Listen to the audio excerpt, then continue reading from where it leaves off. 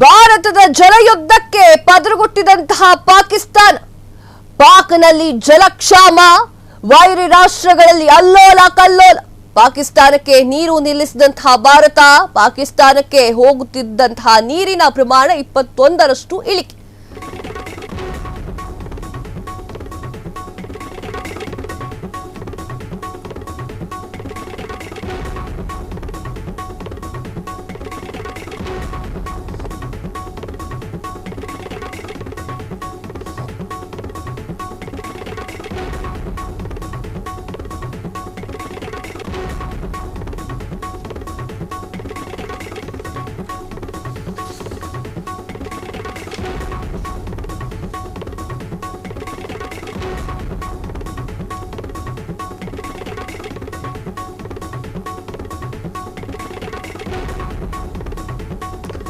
S, ಭಾರತದ ಜಲಯುದ್ಧಕ್ಕೆ ಪದರುಗಟ್ಟಿದಂತಹ ಪಾಕಿಸ್ತಾನ, ಪಾಕ್ನಲ್ಲಿ ಜಲಕ್ಷಾಮ, ವೈರಿ ರಾಷ್ಟ್ರಗಳಲ್ಲಿ ಅಲ್ಲೋಲ ಕಲ್ಲೋಲ.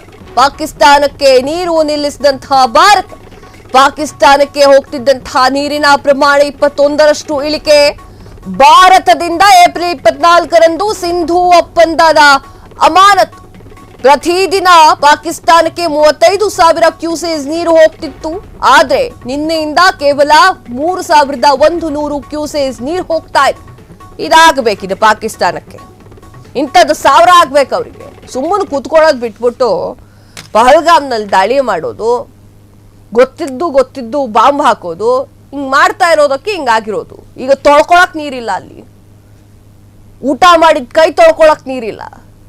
ಆದ್ರೂ ಕೂಡ ಯುದ್ಧ ಬೇಕಂತೆ, ಯುದ್ಧ. ಭಾರತದ ಜಲಯುದ್ಧಕ್ಕೆ ಪಾಕಿಸ್ತಾನ ಈಗ ಅಲ್ಲಾಡ್ ಹೋಗಿದೆ, ಬೆಂಡಾಗ್ ಹೋಗಿದೆ. ನಿಮ್ಮ ಯುದ್ಧ ಮಾಡಬೇಕಾದ್ರೆ ನಿಮ್ಮ ಯೋಧರಿಗೆ ನೀರಡಿಕೆ ಆದ್ರೆ ನೀರಿಟ್ಕೊಳ್ಳಿ, ಬೇಕಾಗುತ್ತೆ.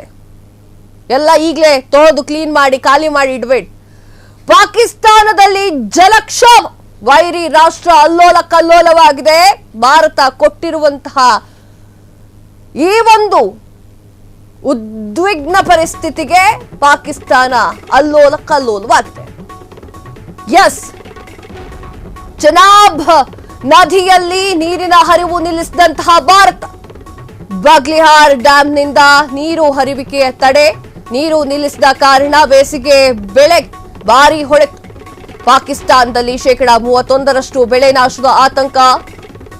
ಬಗ್ಲಿಹಾರ್ ಡ್ಯಾಂನಿಂದ 74 ಕಿಲೋಮೀಟರ್ ದೂರದಲ್ಲಿರುವಂತಹ ಮರಲಾ ನದಿಗೆ ನೀರಿನ ಹರಿವು 5,300 ಕ್ಯೂಸೆಸ್ಗೆ ಇಳಿಕೆ. ಪ್ರತಿದಿನ ಈ ನದಿಗೆ ಭಾರತದಿಂದ 34,000 ಕ್ಯೂಸೆಸ್ ನೀರು ಹೋಗ್ತಾ ಇತ್ತು. ನಾ ಹೇಳಿಲ್ವಾಗ್ಲೇ?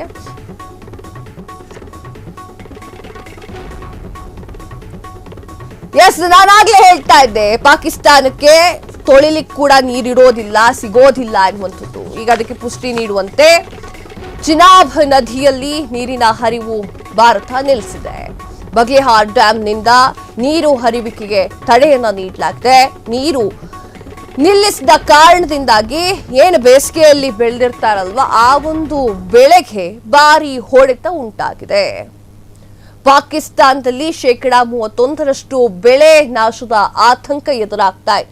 ಬಗ್ಲಿಹಾರ್ ಡ್ಯಾಂನಿಂದ 74 ಕಿಲೋಮೀಟರ್ ದೂರದಲ್ಲಿರುವಂತಹ ಮರಲಾ ನದಿಗೆ ನೀರಿನ ಹರಿವು 5,300 ಕ್ಯೂಸೆಕ್ಗೆ ಇಳಿಕೆಯಾಗಿದೆ. ಪ್ರತಿದಿನ ಈ ಒಂದು ನದಿಗೆ ಭಾರತದಿಂದ 34,000 ಕ್ಯೂಸೆಕ್ ನೀರು ಹೋಗ್ತಾ ಇತ್ತು. ಸೊ ಈ ಒಂದು ಕಾರಣಕ್ಕೆ ಎಲ್ಲವೂ ಕೂಡ ಸ್ಟಾಪ್ ಆಗಿದೆ. ಈಗ ಪಾಕಿಸ್ತಾನದ ಪರಿಸ್ಥಿತಿ ಹೇಳತೀರದ್ದಾಗಿದೆ.